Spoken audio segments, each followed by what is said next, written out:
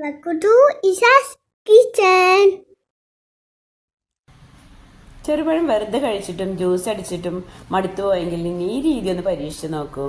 പാത്രം കാലിയാവുന്ന വഴി കാണില്ല.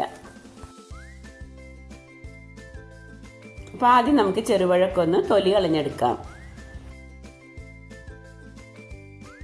അപ്പോൾ നമ്മൾ ഈ ഒരു രീതിയിൽ ഉണ്ടാക്കി വെക്കുകയാണെന്നുണ്ടെങ്കിൽ കുട്ടികൾക്കും വലിയവർക്കും ഒക്കെ നല്ല ഇഷ്ടമാവും കേട്ടോ. കാരണം പഴമൊക്കെ തൊലി ഇങ്ങനെ കറുപ്പ് കളർ വന്നു കഴിഞ്ഞാൽ എല്ലാവർക്കും കഴിക്കാനൊരു മടിയാവുമല്ലോ.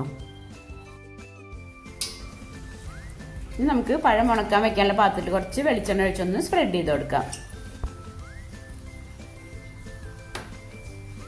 പഴമൊക്കെ തൊലി കളഞ്ഞെടുത്തതിന് ശേഷം നമുക്ക് ഇതുപോലെ ഒന്ന് സ്ലൈസ് ചെയ്യണം. ഒരു പഴത്തിനെ ഞാൻ 3ആയിട്ടാണ് കട്ട് ചെയ്യുന്നത്.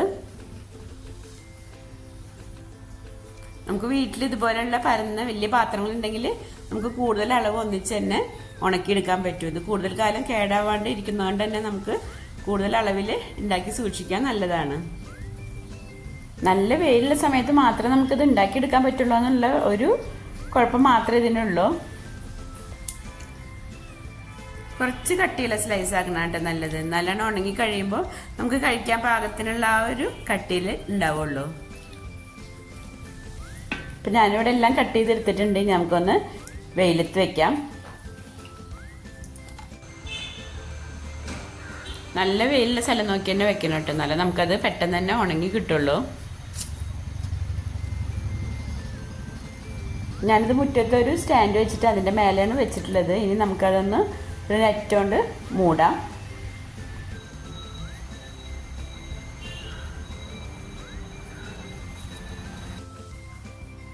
ഞാനിപ്പോൾ 2 ദിവസം വെയിലത്ത് ഉണക്കിയതാണ്. അതിന് ശേഷം എല്ലാം ഒന്ന് മറിച്ചിട്ട് കൊടുത്താണ് മറ്റേ സൈഡും കൂടി നല്ലോണം ഒന്ന് ഉണങ്ങി കിട്ടാൻ വേണ്ടിയിട്ട്. അങ്ങനെ 4 ദിവസം മൊത്തം ഞാൻ ഉണക്കിയത് കേട്ടോ.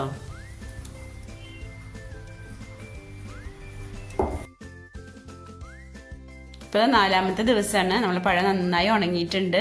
നല്ല ടേസ്റ്റാണ് കേട്ടോ അത് കഴിക്കാൻ. ഇത് നമുക്കൊരു എയർ ടൈറ്റ് ആയിട്ടുള്ള കണ്ടെയ്നറിലാക്കിയിട്ട് സൂക്ഷിക്കാം.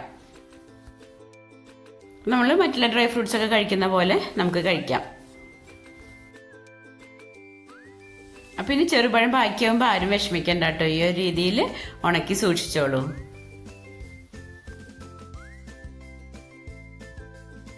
അപ്പോൾ വീഡിയോ ഇഷ്ടമായിട്ടുണ്ടെങ്കിൽ ഷെയർ ചെയ്യാൻ മറക്കണ്ട കേട്ടോ.